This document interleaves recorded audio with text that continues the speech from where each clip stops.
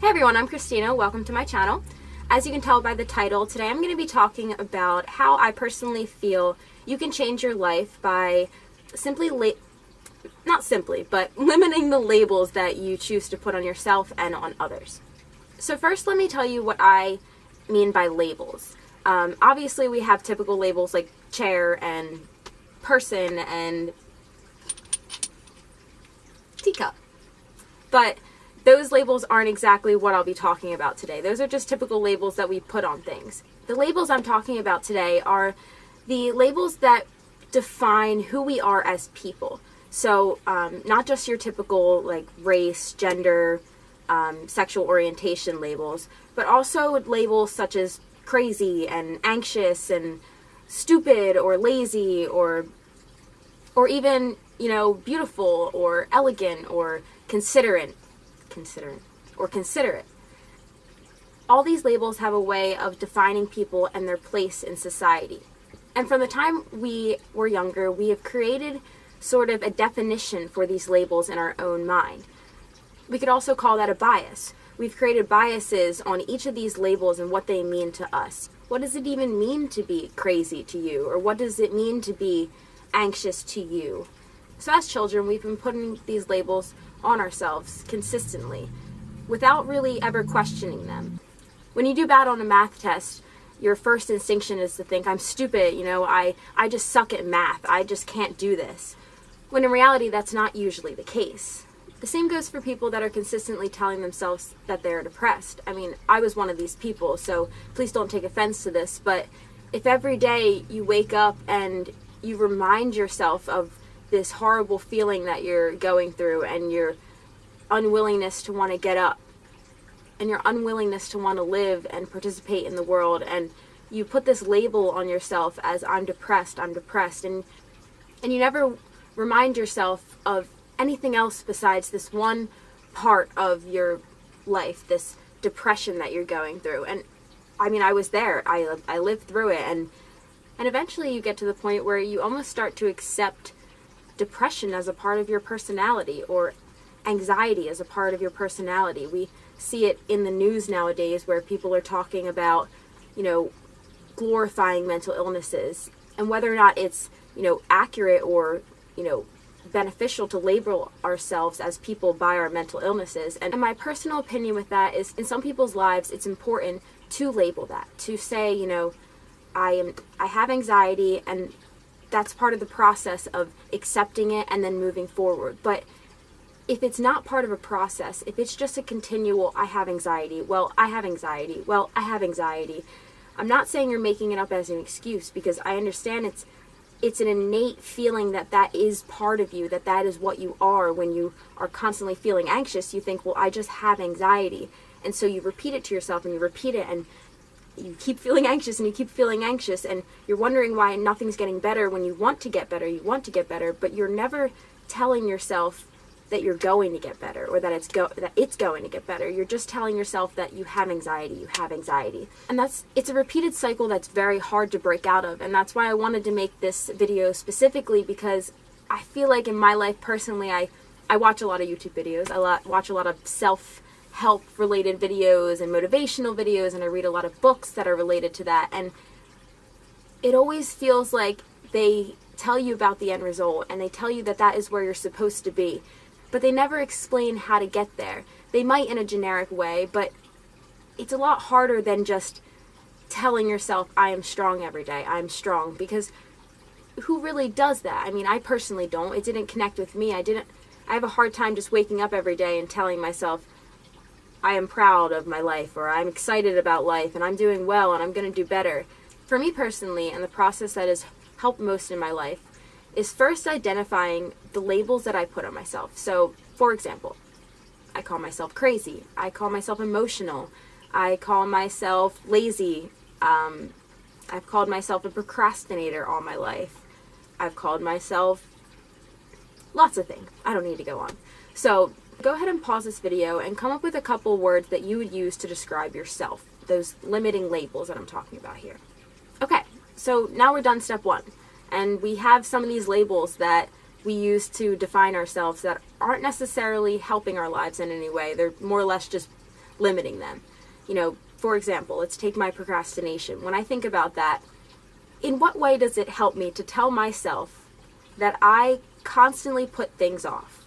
All I'm doing in that case is reaffirming the point to myself that, yeah, I just put things off. So the next time, you know, I have a project or I have to make an appointment with a doctor, I'm going to put it off until the last minute because that's just who I am. I'm just a procrastinator. So it's a lot easier to think about when we're sitting here just thinking about these traits and thinking about, oh, okay, well, no, yeah, I want to get better, so I just won't procrastinate. It's not that easy, I know. So you have to let this video sit in your subconscious, and the next time one of these little moments come up, it doesn't have to be with procrastination, it can be with anxiety. The next time you are sitting there, you know, wanting to go out with your friends, I mean, this happens to me all the time, and you just have that pit in your stomach of, I don't want to leave the house. And there's nothing actually that is going on that makes you feel like you can't go do it. You know, you're free, you kind of want to go out with your friends, but there's just something in you that's just anxious, and you don't want to go out, and you don't really want to be around people, and you just feel like you're going to be awkward, and your social anxiety is going to kick in. Stop yourself. Right in that moment, just stop. And first, start to recognize that pattern of thought. People are very cyclical. I know myself, I am very cyclical in my thoughts. So when those moments arise, you tend to have that same pattern of thought going on. You tend to make the same comments to yourself, like, oh no, I'm going to be awkward. I have social anxiety. I can't go out. Stop yourself in that moment and remind yourself that you were reaffirming that point right then. And just try to make the difference of saying, well, no, my social anxiety doesn't define my entire life. I can go out. I have been around people without feeling socially anxious. I have felt socially anxious in the past, but that doesn't necessarily mean that I will continually do that. And check your own biases. Check to remind yourself. It's easy to hear others' biases and immediately recognize them and say, no, you're just being biased. That's just how you feel. But it's a lot harder to do it with ourselves because we're not consistently reflecting on our own thoughts. And, you know, that's where mindfulness and meditation and all those things come in, which is a whole nother video that I'd like to do. But, you know, I wasn't a firm believer in any of those things beforehand. I don't even know if I still am. I'm in the process of learning about these things and implementing them in my life and seeing if they do make a difference. And that's why I'm sharing them with you because, you know, I'm still just like a lot of people who beat themselves up over everything and constantly doubt myself and tell myself that I'm unproductive and lazy and, you know, I just can't get anything done right and blah, blah, blah. But I'm learning that if I do check my biases and I do recognize those thoughts, it has made a slight impact in my life as far as even just making this video. You know, I constantly told myself, no, I'm just not good at YouTube. I'm just gonna suck. I can't do it. But today, as soon as those thoughts came up, I thought, you know what? I tell myself that, but in reality, I put videos up. I want to make videos, so why don't I just make a video? And now look at it. I just made a video. So if that isn't a good enough reason to just at least try this little practice, you know, next time one of those cyclical thoughts come up and you want to just lay on the couch because you're lazy and you don't feel like going out, or you don't feel like, you know, for instance, I had a bad habit of just walking by the sink when it's full of dishes because I'm lazy and I don't feel like doing it, or, you know, I'll just do it later, and you tell yourself these things, but then later you recognize, oh shit, I was lying to myself. In that moment, get up and go do the dishes, or at least remind yourself, hey, the next time this thought comes up and I say I don't feel like doing it, or I'm just lazy, or I'm going to do it later, let me check my bias. Let me prove to myself that I'm not the cyclical thoughts in my head. The cyclical thoughts in your head don't define who you are. We always have a way to change those thoughts and to change the pattern of thinking.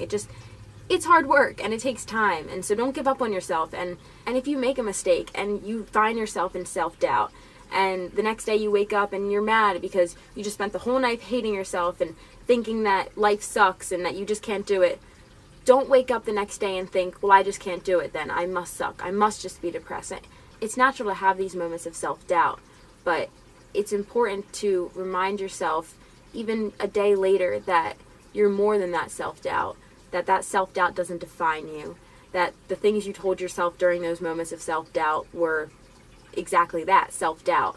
And if living in self-doubt is something you're going to believe in, then why wouldn't living in self-hopefulness be something you want to live in? At least that's something I'm trying to remind myself. So I think that's enough babbling for the day. If you enjoyed the video, make sure to leave a comment down below on your opinion on the topic and anything else you'd like me to talk about on here. I'm super interested in what you guys want to hear as well.